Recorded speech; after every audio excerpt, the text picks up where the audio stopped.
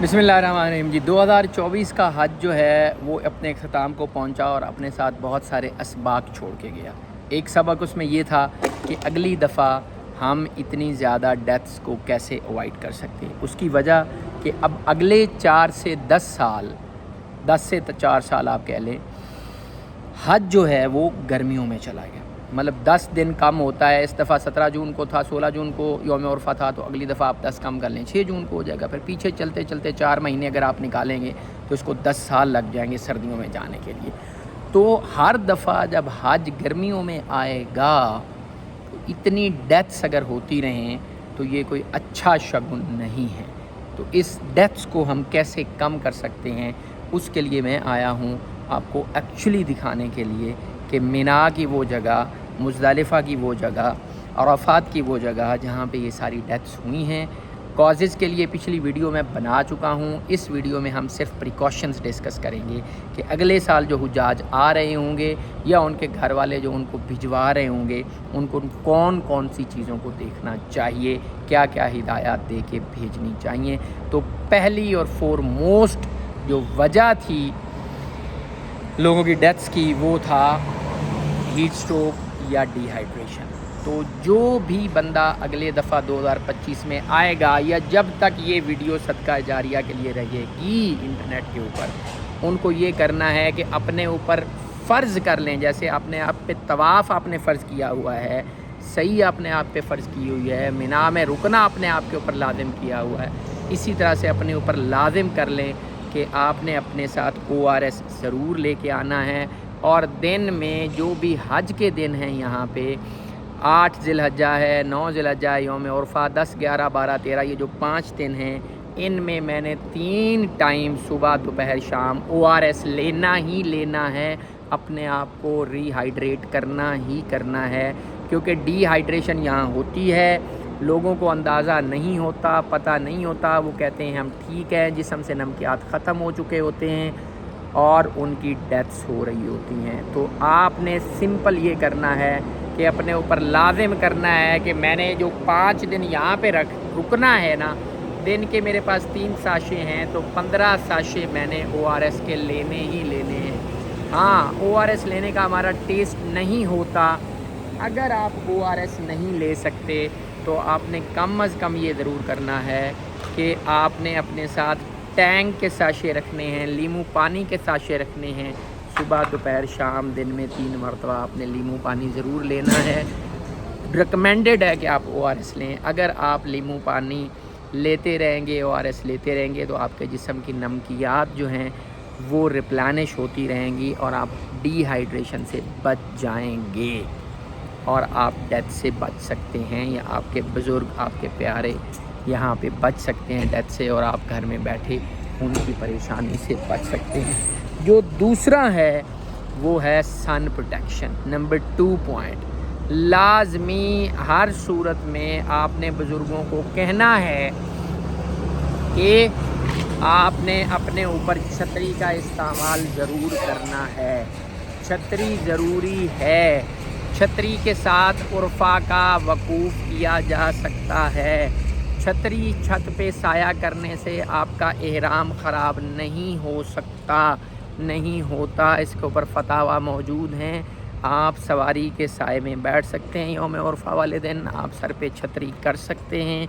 तो अगर आप ये समझते हैं कि सर पे साया करने से खुदा न खास्ता को मुझे दम पड़ जाएगा या मेरा वकूफ़ ख़राब हो जाएगा, तो ऐसी कोई बात नहीं है। आपने अपने आप को साए में रखना है। जितना आप साए में रखेंगे उतना आप डिहाइड्रेशन से बचेंगे, उतना आप हीट स्ट्रोक से बचेंगे। लिहाजा अपने आप को साए में खड़ा न करना अपने आप को हलाकत में डालने का बायस है, और अपने आप को हलाकत में डालना जो है वो हराम है। लिहाजा आप मिना में हूँ, आप अराफ़ात में हूँ, मुज़दलिफ़ा तो आपने रात में होना है। आपने लाजमी अपने साथ एक अम्ब्रेला रखनी है और अम्ब्रेला के साए में अपने आप को रखना है। नंबर 3, आपने हज के दिनों में अपनी एक्टिविटी को शेड्यूल रखना है। वकूफ़ अरफ़ा में लोग क्या करते हैं कि जैसे ही ज़वाल का वक्त शुरू हुआ अपने आप को कैंप से बाहर लेके आते हैं اور کھلے آسمان کے نیچے دعائیں مانگنا شروع کر دیتے ہیں۔ یس، اس میں کوئی شک نہیں، عرفات کا دن دعائیں مانگنے کے لیے بہت کم ہے۔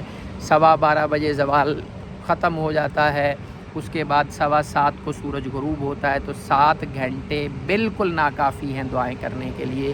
میں آپ کی بات سے ایگری کرتا ہوں، زندگی میں ایک موقع ملتا ہے، مگر آپ نے پلان کرنا ہے اپنی دعاؤں کو۔ 12 کے بعد آپ نے بزرگوں کو نہیں نکالنا، نوجوان صرف نکلیں اور وہ بھی اپنے آپ کو سائے میں رکھیں۔ بزرگوں کے جو نکلنے کا ٹائم ہے وہ 5 بجے کے بعد کا ہے۔ اس وقت 6 بج چکے ہیں، سورج نیچے جا چکا ہے اور 1 گھنٹہ ہے دعا کرنے کے لیے۔ آپ اگر 5 کے بعد نکلیں گے تو آپ کے بزرگ جو ہیں وہ کسی جگہ بھی کھڑے ہو کے اگر اوپن ایئر بھی کھڑے ہو جائیں گے تو پرابلمیٹک نہیں ہے۔ 5 سے 7 سے پہلے پلیز بزرگوں کو کیمپ سے باہر نکلنے نہ دیں۔ آپ بھی اگر نکلتے ہیں تو وقفے سے نکلیں۔ 5 سے 7 2 گھنٹے دعاؤں کے لیے کافی ہیں۔ اللہ سے رو کے التجائیں کر لیں، اللہ بخشنے والا ہے، کوئی ایک وقت کی بھی رکت آپ کی وہ بخش دے گا۔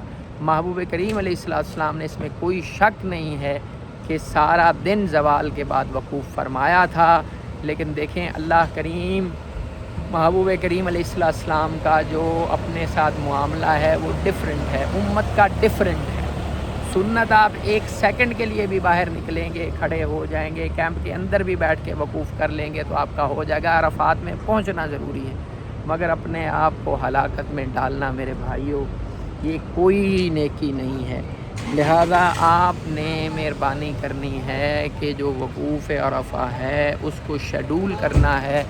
گرمی کے ٹائم میں باہر نکل کے آپ نے اپنے آپ کو ہلاکت میں نہیں ڈالنا۔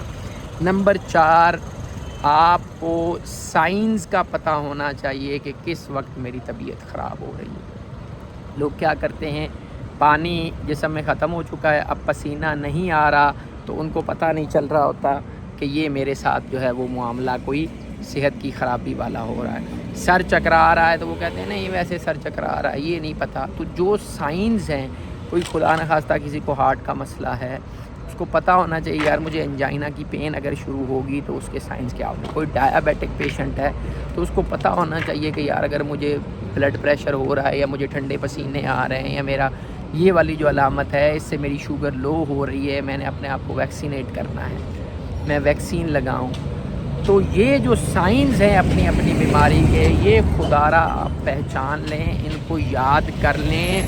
یہ جیسے ہی ان میں سے کوئی آپ کے ساتھ سائن آتا ہے تو آپ فوراً سے اس سائن کو دور کریں، اس کی جو بھی آپ کے پاس پریکاشن ہے آپ اس کے اوپر عمل کریں، اس کو ختم کرنے کی کوشش کریں، اس کی میڈیسن لیں، اپنے آپ کو ہلاکت میں نہ ڈالیں، کیونکہ یہاں پہ 1 سیکنڈ لگتا ہے لوگوں کی طبیعت خراب ہونے میں اور لوگ پھر جان گنوا بیٹھتے ہیں۔ 5ویں جو چیز ہے وہ یہ ہے کہ یس ایگری کرتے ہیں دن بہ دن الحمدللہ رب العالمین مسلمانوں کی آبادی بڑھ رہی ہے۔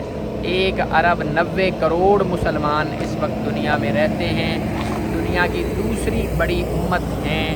پہلے نمبر پہ اس وقت بہرحال کرسچنز ہیں جن کی آبادی 2 ارب 40 کروڑ ہے، اور اسلام کی آبادی اس وقت 1 ارب 90 کروڑ ہے۔ 2050 تک انشاءاللہ اسلام جو ہے وہ کرسچینٹی کو سرپاس کر جائے گا اور مسلمانوں کی تعداد زیادہ ہو جائے گی۔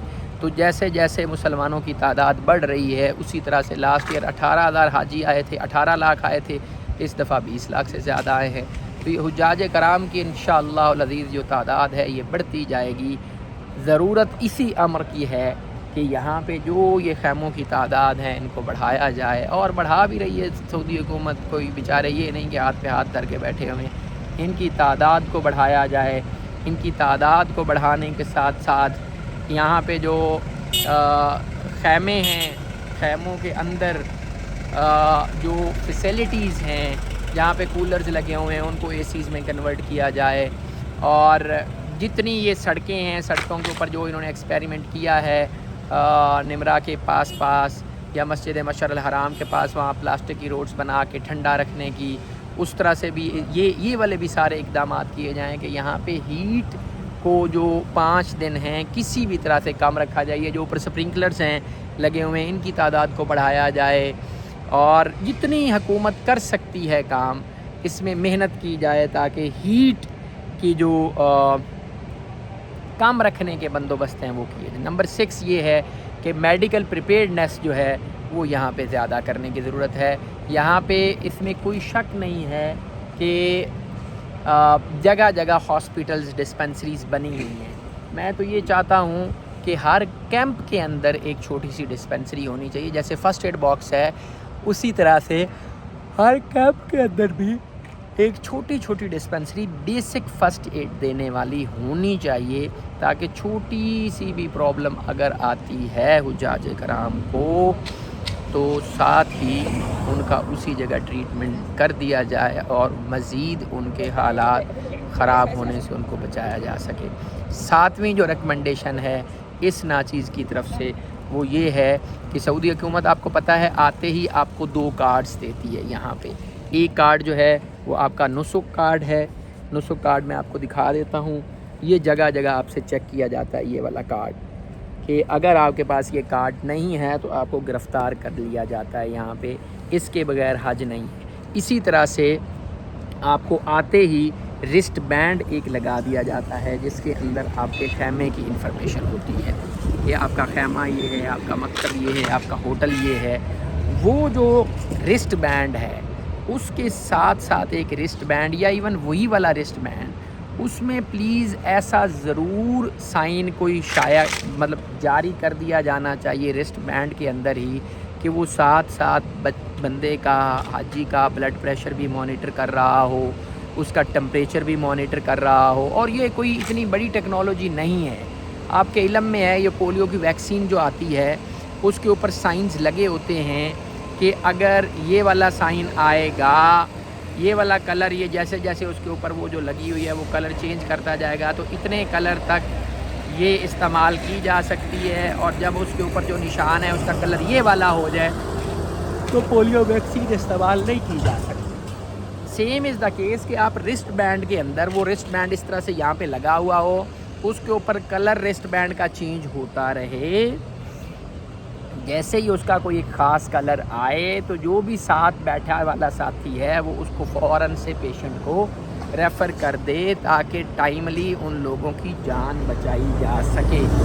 یہ امپورٹنٹ ہے میرے خیال میں, تاکہ کیونکہ لوگوں کو اندازہ نہیں ہو رہا ہوتا اور وہ اپنے آپ کو مطلب جان بوجھ کے ہلاکت میں کوئی نہیں ڈالتا, لیکن وہ چاہ رہے ہوتے ہیں کہ ہمارا وقت ضائع نہ ہو اور وہ اپنے آپ کو خدا نخواستہ موت کے منہ میں لے کے جاتے ہیں.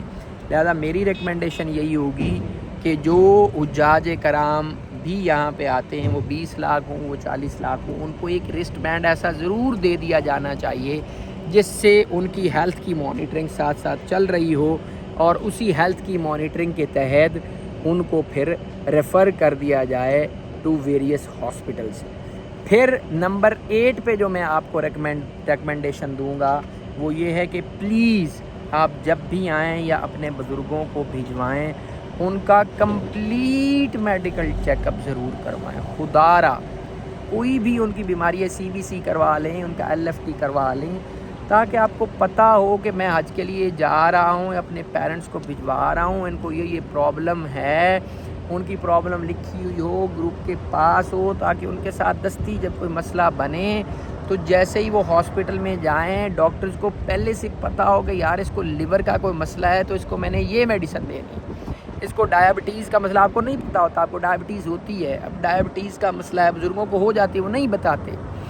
پھر بہت سارے بزرگوں کو یہاں پروسٹیٹ کا مسئلہ ہوتا ہے, وہاں شرم و شرمی وہ نہیں بتاتے, یہاں آتے ہیں حرم کے اندر کیونکہ وضو خانے بہت باہر ہیں, لہذا وہ جب اندر جاتے ہیں باہر نکلنے کی خجالت سے بچنے کے لیے وہ اپنا جو یورین ہے وہ روک کے رکھتے ہیں. پروسٹیٹ کا مسئلہ پہلے سے ہوتا ہے اس لیے وہ اپنے آپ کو بلیڈر کو فل کر کے اپنے پروسٹیٹ کو اور بڑھا لیتے ہیں, اور اس پروسٹیٹ کے بڑھنے کی وجہ سے پھر ان کا خدا نخواستہ حال یہ ہو جاتا ہے کہ ان کو کیتھیٹر لگانا پڑتا ہے، ان کو پیشاب والی نالی لگانی پڑتی ہے۔ میں پاکستان حج مشن میں گیا ہوں، بہت سارے، اگر 10 بیڈ تھے تو 8 پہ کیتھیٹر کا مسئلہ تھا، پروسٹیٹ کا مسئلہ تھا۔ ضرور ٹیسٹ کروا کے اپنے بزرگوں کا بھیجیں، تاکہ جیسے ہی وہ ہاسپٹل میں ریفر کیے جائیں ڈاکٹر کو پتہ ہو کہ یار اس کو بلیڈر میں یورین جو ہے وہ سٹور ہو چکا ہوا ہے، تو اس کو کیتھیٹر لگا کے۔ یورین کی بہت بڑی اذیت ہوتی ہے بزرگوں کو، خدا را اس کے لیے بچا لیں۔ اپنے بزرگوں کا ضرور چیک اپ کروا کے وہاں سے آپ نے بھیجنا ہے کہ ان کو کیا پرابلم ہے، کس وجہ سے ان کو وہاں آگے جا کے پرابلم بڑھ سکتی ہے۔ پھر نمبر 10 یہ ہے کہ آپ نے چھوٹی موٹی ایکسرسائز حج سے پہلے بزرگوں کی شروع کروا دینی ہے، اور خود بھی چلنا، ایکسرسائز کرنا، واک کرنا شروع کر دینا ہے۔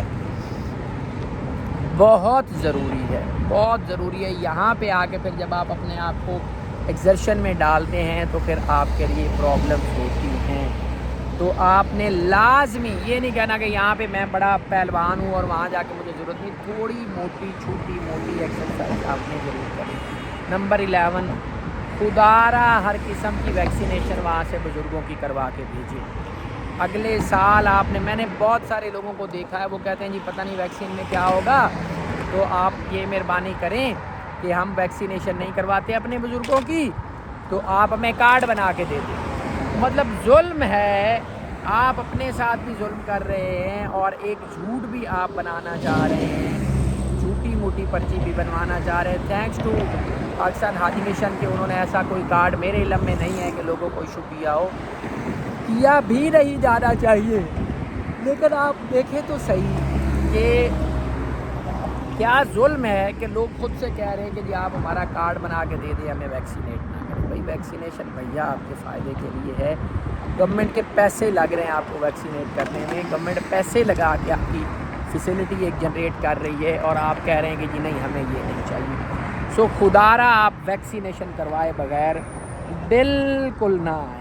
پھر آپ نے کیا کرنا ہے نمبر 12 پہ کہ آپ نے بزرگوں کی ٹریول انشورنس کروا کے دیں۔ تھوڑے سے پیسے لگیں گے لیکن ٹریول انشورنس کروا کے بھیجیں کہ ان کیس آف ڈیتھ خدا نہ خواستہ آپ کے پاس ٹریول انشورنس ہو۔ آپ اگر اپنی میت واپس منگوانا چاہ رہے ہیں کہ یہاں پہ کوئی ایسی چیز ہے جو کور نہیں، پاکستان حج مشن زندہ باد ٹو دیم، ہر قسم کا پروسیجر انہوں نے یہاں پہ کیا ہے، کوئی کسی کو چارجز نہیں لیے۔ ایون دین آپ نے کوشش کرنی ہے کہ آپ ٹریول انشورنس کروا کے تھوڑے سے پیسے لگا کے اس کے اوپر بھیجیں۔ اور پھر آپ نے کیا کرنا ہے نمبر 13 کہ کبھی بھی آپ نے اکیلے نہیں چلنا۔ آپ کا گروپ رات کو نکل رہا ہے، آپ نکل جائیں، انتظامی معاملہ ہے، چلے جائیں پلیز، دن کے لیے نہ رکیں۔ دن میں آپ آئیں گے آپ کو اپنا خیمہ نہیں ملے گا، آپ عرفات میں اپنے خیمے میں بیٹھے ہیں، آپ کو بڑا شوق ہے کہ آپ نے جانا ہے جی جبل رحمت میں جاؤں، جبل رحمت پہ جا کے دعا کروں، تو جبل رحمت آپ جائیں گے، آپ کو واپسی کا راستہ نہیں ملے گا، آپ رک جائیں گے، آپ کو ہیٹ سٹروک ہو جائے گا اور آپ کی ڈیتھ ہو سکتی ہے۔ سو پلیز جب بھی آپ موو کریں آپ لازمی اپنے گروپ کے ساتھ موو کریں، گروپ کے بغیر آپ موو نہ کریں۔ آپ گروپ کے بغیر موو کریں گے آپ رل جائیں گے، پھنس جائیں گے، آپ کے لیے پرابلم ہوگی۔ سو یہ میرا مشورہ ہے کہ آپ ضرور اپنے آپ کو گروپ کے ساتھ رکھیں۔ نمبر 14 آپ اپنی کراؤڈ مینجمنٹ کریں۔ خاص طور پہ میری ویڈیو آپ جا کے دیکھ لیں، ہم بھی شروع میں پھنس گئے تھے، پہلے دن جب رمیہ جمرات کرنے آئے ہیں تو پہلے جمرے پہ ہم پھنس گئے تھے رش میں، اب آگے پیچھے سے پیک ہو گیا، پھر الٹیمیٹلی ہمیں سائڈ پہ نکلنا پڑا۔ جہاں کہیں آپ دیکھتے ہیں کہ آپ لائن اپ ہوئے ہوئے ہیں، رش میں پھنس گئے ہیں، آپ کا دم گھٹ رہا ہے، وہ ایکٹیویٹی بعد میں بھی پرفارم ہو جائے گی۔ اس ٹائم نہیں کر سکتے، 2 گھنٹے بعد میں آ جائیں گے، 4 گھنٹے بعد میں، رات میں آ جائیں گے، اگلے دن کر لیں گے، لیکن اس رش سے نکلیں، اس کراؤڈ سے سائڈ ماریں، سائڈ پہ ہو جائیں تاکہ آپ کی جان بچ سکے۔ اگر آپ اپنے آپ کو کراؤڈ سے نہیں نکالیں گے آپ کا دم گھٹے گا، آپ کو پہلے سے کوئی عارضہ لاحق ہوگا، اس عارضے کی وجہ سے آپ کی چیزیں ایگراویٹ ہو جائیں گی and within no time آپ کی ڈیتھ ہو سکتی ہے۔ نمبر 15 یہ ہے کہ آپ نے ہر صورت اپنے آپ کو کمفرٹیبل اٹائر میں رکھنا ہے۔ آپ یہاں پہ میری گزارش ہوگی کہ پینٹ شرٹ نہ پہنیں، آپ میری طرح شلوار آپ میری پچھلی ویڈیوز دیکھ لیں، ٹی وی چینلز پہ آپ دیکھ لیں، میری آفیشیل جو میرا اٹائر ہوتا ہے پینٹ کوٹ لاؤنج سوٹ اس میں میں ہوتا ہوں، ٹائی کے بغیر شاذ و نادر ہی آپ مجھے دیکھتے ہوں گے، لیکن یہاں پہ میں آپ کے سامنے شلوار قمیض پہن کے پھر رہا ہوں۔ شاید اللہ کریم نے بھی 2 چادریں اسی وجہ سے رکھی ہیں کہ وہ ہوادار ہوتی ہیں۔ یہاں پہ آپ نے پینٹ شرٹ نہیں پہننی، جینز آپ نے نہیں پہنی، یس آپ اس میں کمفرٹیبل ہوتے ہوں گے، لیکن یہاں پہ آپ کو ہوادار کپڑے چاہیے۔ یہاں پہ آپ کو ہر صورت شلوار قمیض ہوادار کپڑے آپ پہنیں تاکہ آپ کے لیے ہوا کا آنا جانا جسم کو لگنا آسان رہے اور آپ ڈی ہائیڈریشن کا شکار نہ ہوں۔ بالکل اسی طرح سے آپ نے یہی کام کرنا ہے کہ آپ کا جو فٹ ویئر ہے وہ کمفرٹیبل ہو۔ آپ اگر نہیں پہنتے کسی بھی وجہ سے کینچی والی چپل تو علماء کے فتاویٰ اس کے اوپر موجود ہیں، آپ مولانا محمد اسحاق علیہ رحمہ کو پڑھ لیں، سن لیں، وہ کینچی والی چپل کے بالکل قائل نہیں ہیں۔ حضرت عبداللہ ابن عمر سے جو بخاری شریف کے اندر روایت موجود ہے، میں نے بھی اس کے اوپر ایک ویڈیو بنائی تھی کہ اس میں تو ذکر ہے کہ اگر آپ موزے پہنیں گے تو موزے پہننے کے بعد آپ نے ٹخنوں کے نیچے سے ان کو کاٹنا ہے۔ یہ کہاں سے فتویٰ حضرت غلام رسول سعیدی صاحب بھی لے کے آئے ہیں بخاری شریف کی شرح میں جلد اول میں، کہ یہ کہاں سے لوگوں نے نکال لیا کہ یہ جو پاؤں کے ٹخنے والی ہڈی ہے یہ ننگی ہونی چاہیے یہ والی۔ تو بھائیو میں نے یہ والی پہنی تھی کراکس، آپ اس کو اس طرح کی کراکس لے لیں اور یہاں سے اگر آپ کو ہڈی کاٹنے کا بھی شوق ہے تو یہ والا حصہ کاٹ لیں، ادروائز بہت سارے علماء کرام کا یہ فتویٰ موجود ہے کہ آپ بند جوتا پہن سکتے ہیں، مطلب کوئی لازم نہیں ہے کہ آپ نے کینچی چپل ہی پہنی ہے۔ تو جس شو میں آپ کمفرٹیبل، آپ یہاں آئیں آپ دیکھیے گا لوگ بوٹس پہن کے کر رہے ہوتے ہیں یہاں طواف، عمرے کر رہے ہوتے ہیں، مطلب ہر جگہ مسلک کی مختلف ابحاث ہیں۔ آپ اگر ایک جوتا پہننے میں کمفرٹیبل نہیں ہیں تو آپ پلیز وہ نہ پہنیں۔ ایک لباس کمفرٹیبل پہننے میں آپ نہیں ہیں سوائے احرام کے تو وہ نہ پہنیں۔ تو یہ وہ 15 سے ہدایات اور بھی ہیں، یہ 15 کے قریب میرے پاس ہدایات ہی، بس ایک بونس ٹپ آپ کو دے دیتا ہوں کہ پلیز یہاں پہ آ کے اپنے فوڈ کا خیال رکھیں۔ ایک چیز جس کے کھانے کا آپ کو پتہ نہیں وہ نہ کھائیں، آپ کو البیک پسند نہیں ہے، اس کا ٹیسٹ پسند نہیں ہے، نہ کھائیں، ساری دنیا کھا رہی ہے آپ نہ کھائیں۔ آپ کو ایک چیز کا ذائقہ پسند نہیں، آپ نے ایک چیز آپ کو گرمی کرتی ہے، میرے والد صاحب ان کو چکن گرمی کرتا ہے، وہ کہتے ہیں پتر میں چکن کھانا میں گرمی ہوں، نہ کھائیں، نہ کھلائیں چکن خدا را۔ لہذا جو کھانا آپ بہتر کھا سکتے ہیں آپ وہی والا کھائیں، دوسرا کھانا کھا کے اپنے آپ کو آپ نہ ڈالیں کسی پریشانی میں۔ تو یہ 15 سے 16 ٹپس تھیں کہ اگر آپ نے اگلے سال یہ ٹپس دیکھ لیں، سن لیں، صدقہ جاریہ سمجھ کے آگے گروپ میں شیئر کر دیں، لوگوں کو پہنچا دیں، تو انشاءاللہ میرے لیے تو یہ باعث خیر و برکت ہوگا ہی صحیح، آپ کے لیے بھی انشاءاللہ باعث خیر و برکت ہوگا، اور کسی ایک انسان کی بھی اگر جان بچ گئی تو وہ جو قرآن حکیم کا فرمان ہے میرے لیے اور آپ کے لیے وہ کافی ہے کہ وہ من احیاھا فکأنما احیا الناس جمیعا، کہ جس نے ایک انسان کی جان بچائی اس نے گویا ساری انسانیت کی جان بچائی۔ پچھلی ویڈیو میں کازز آف ڈیتھ بتائی تھی، اس ویڈیو میں نے آپ کو ریزنز آف ڈیتھ بتائی ہیں، اور ریزنز ہیں کہ کیسے اوائڈ کیا جا سکتا ہے، پریکاشنز بتائی ہیں۔ اگلی ویڈیو میں آپ کو بتاؤں گا کہ اس سال پاکستانی حجاج کے خیمے مینا میں کہاں کہاں تھے اور اگلے سال کہاں کہاں ہو سکتے ہیں۔ یہ والی ویڈیو جو ہے وہ بھی آپ کے لیے امپورٹنٹ ہے، ضرور دیکھیے گا۔ ملتے ہیں اس ویڈیو میں، ٹل دین ٹیک کیئر اینڈ اللہ حافظ۔